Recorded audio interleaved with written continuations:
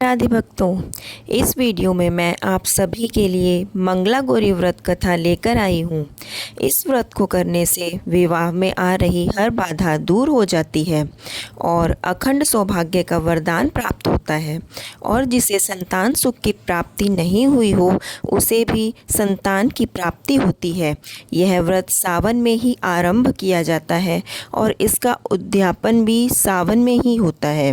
अब हम मंगला गौरी व्रत की पौराणिक कथा प्रारंभ करते हैं। समय की बात है, एक छोटे से गांव में एक साहूकार अपनी पत्नी के साथ निवास करता था। साहूकार धनवान था और उसके घर में किसी भी प्रकार की कोई कमी नहीं थी। फिर भी वह और अब उसकी पत्नी संतान न होने के कारण दुखी रहते थे। संतान की कमी उन्हें हमेशा कचोटती रहती थी। एक दिन की बात है, उस साहूकार के घर में साधु आए। साहूकार ने उनका आदर सत्कार किया और उन्हें अपनी समस्या के बारे में बताया। साधु ने साहूकार की पत्नी को सावन में मंगलवार को किए जाने वाले मंगला गौरी व्रत करने की सलाह दी। साथ में पूजा विधि के बारे में भी संपूर्ण जानकारी प्रदान की। इसके बाद साहूकार की पत्नी ने सावन माह के पहले मंगलवार से ही गौरी मंगला का पूजन व्रत रखना शुरू कर दिया। अब वह हर मंगलवार को विधि पूर्वक व्रत और पूजा पाठ करने लगी। इस प्रकार कई महीनों तक उसने वह व्रत किया। एक दिन उसकी धर्म निष्ठा से प्रसन्न होकर माता पार्वती ने भगवान शिव से साहूकार और उसकी पत्नी को संतान प्राप्ति का वरदान देने के लिए साहूकार को उस रात स्वप्न में एक दिव्य शक्ति ने दर्शन देकर कहा कि एक आम के पेड़ के नीचे भगवान गणेश की मूर्ति विराजमान है। तुम उस पेड़ से आम तोड़कर अपनी पत्नी को खिला देना, इससे तुम्हें संतान की प्राप्ति का सुख मिलेगा। साहूकार ने अगले दिन सुबह उठकर अपनी पत्नी को इस सपने के बारे में बताया और वह उस आम के पेड़ को ढूंढने निकल पड़ा। काफ़ी समय तक ढूंढने के बाद आखिरकार साहूकार को वह आम का पेड़ मिला जहां भगवान गणेश की मूर्ति विराजमान थी। उसने आम तोड़ने के लिए उस पेड़ पर पत्थर मारना शुरू कर दिया। पत्थर फेंकने से एक आम तो टूटकर नीचे गिर गया, लेकिन गलती से एक पत्थर जाकर भगवान गणेश की प्रतिमा को लग गया। इससे भगवान गणेश क्रोधित हो गए और उन्होंने प्रकट होकर उस साहूकार को श्राप देते हुए कहा कि हे स्वार्थी मनुष्य, तूने अपने स्वार्थ के कारण मुझे चोट पहुंचाई। माँ पार्वती की कृपा से संतान की प्राप्ति तो होगी, लेकिन उसकी मृत्यु 21 वर्ष की आयु में ही हो जाएगी।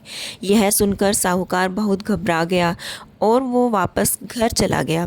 उसने वह फल अपनी पत्नी को खिला दिया और किसी को भी इस घटना के बारे में नहीं बताया। कुछ समय पश्चात भगवान शिव और माता पार्वती के आशीर्वाद से साहूकार और उसकी पत्नी को पुत्र की प्राप्ति हुई। इससे उन दोनों के जीवन में खुशी का ठिकाना न रहा, लेकिन साथ ही साहूकार इस बात से भी चिंतित था कि उसका पुत्र अल्पायु होगा। देखते ही देखते वह बालक 20 वर्ष हो गया और व्यापार में अपने पिता का हाथ बटाने लगा। एक दिन घर लौटते समय साहूकार पेड़ की छांव में तालाब किनारे बैठकर अपने पुत्र के साथ भोजन करने लगा। तभी वहां कमला और मंगला नामक 2 कन्याएं कपड़े धोने के लिए आईं और कपड़े धोते हुए आपस में बात करने लगी। कमला ने मंगला से कहा कि मैंने इस सावन मास में प्रत्येक मंगलवार को मंगला गौरी व्रत रखने का निश्चय किया है। तुम भी माँ पार्वती को समर्पित यह व्रत अवश्य करना। इससे माता पार्वती प्रसन्न होती हैं और आप पर उनकी कृपा दृष्टि बनी रहती है। इसे करने से मनोवांछित वर और अखंड सौभाग्य की प्राप्ति भी होती है। कमला की बात सुनकर मंगला भी इस व्रत को करने के लिए तैयार हो गई। दूसरी ओर साहूकार ने दोनों कन्याओं के बीच यह पूरा संवाद सुन लिया और उसने अपने मन में यह सोचा कि यह कन्या मंगला गौरी व्रत को करती है, इससे उसे अखंड सौभाग्य की प्राप्ति होगी। यह मेरे पुत्र के लिए एक योग्य वधू साबित होगी। ऐसा सोचकर वह उन दोनों के पिता के पास कन्या के विवाह का प्रस्ताव लेकर गया। साहूकार की गांव में प्रतिष्ठा और मान होने के कारण कमला के पिता अपनी पुत्री का विवाह साहूकार के लड़के से करवा देते हैं। विवाह के पश्चात भी कमला विधि पूर्वक मंगला गौरी का व्रत रखना जारी रखती है। उसके इस भक्ति भाव से प्रसन्न होकर माता पार्वती एक दिन उसे स्वप्न में दर्शन देती है और कहती है कि मैं तुम्हारी भक्ति से अत्यंत प्रसन्न हूँ, इसलिए तुम्हें अखंड सौभाग्य का वरदान देती हूँ। लेकिन तुम्हारा पति अल्पायु है, इसलिए अगले महीने मंगलवार के दिन एक सर्प तुम्हारे पति के प्राण लेने आएगा। तुम उसके लिए एक प्याले में मीठा दूध रख देना, उसके पास एक खाली मटका भी रख देना। सर्प दूध पीकर उस मटके में चला जाएगा और फिर तुम उस मटके को ऊपर से कपड़े द्वारा ढक देना।